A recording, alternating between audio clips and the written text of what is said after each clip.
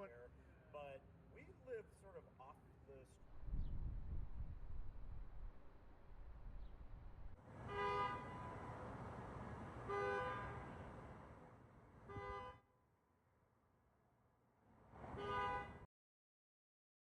They're honking at each other and there's no one in the cars when it's happening.